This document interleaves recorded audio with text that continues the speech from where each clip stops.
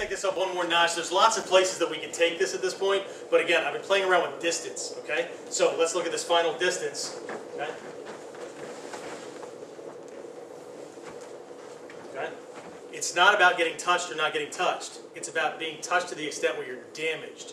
There's a huge difference at the advanced levels between being hit and being damaged, okay?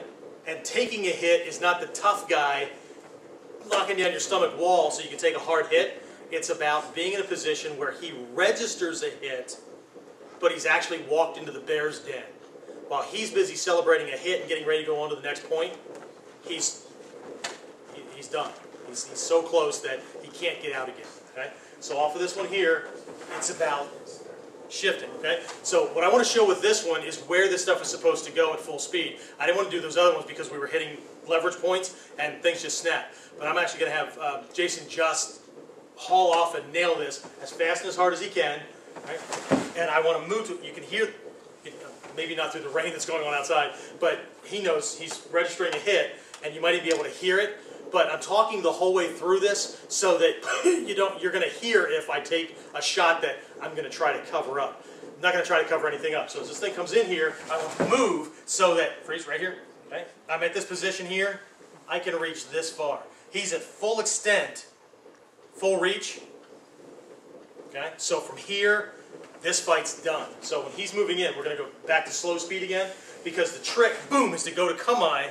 So as he's registering a hit, your distance and relative position, the point of impact for him, he's registering a hit, but his experience is going to be very different because he's not going to understand why the world is turning off when he's celebrating a victory. This is like that yin-yang. Contact is made. Okay? We can even play around with this a little bit differently later on. Well, even very, very quickly here, off of an uppercut. Okay, his arm needs to be extending at a certain extension, certain distance, so that everything is nice and strong.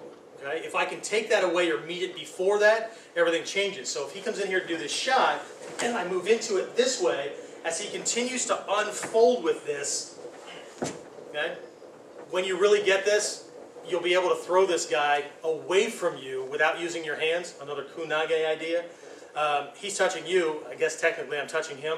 But all I need to do is lock down a little bit and meet the punch while the joints are still going to fold.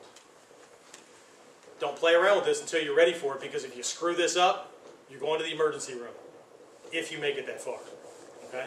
So this is not about tough guy or anything. It's about understanding physics and why this works.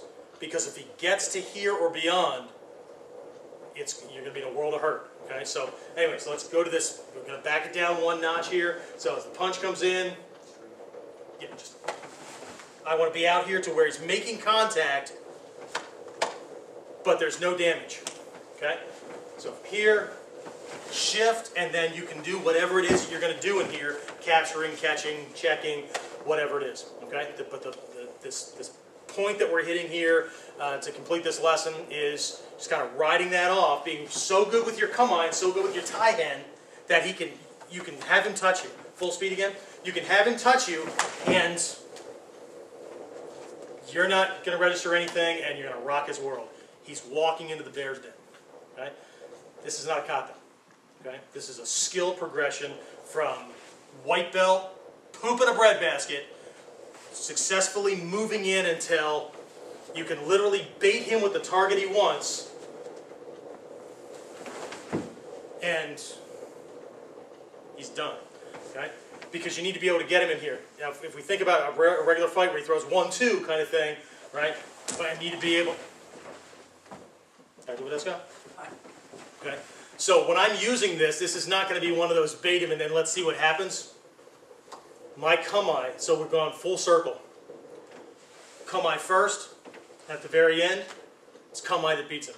So when I say, I'm so confident with my kamae that I can win with this alone, there's a whole lot more that goes to it than just learning how to take up this position, but that's the idea. We've come full circle. Kamae is a position of safety. Kamae is what he kicks his ass with on me. He will use my kamae to beat himself up on. Okay, but there's a whole lot that goes in between. Okay, so with this one, the skill is just being able to ride it off. Not.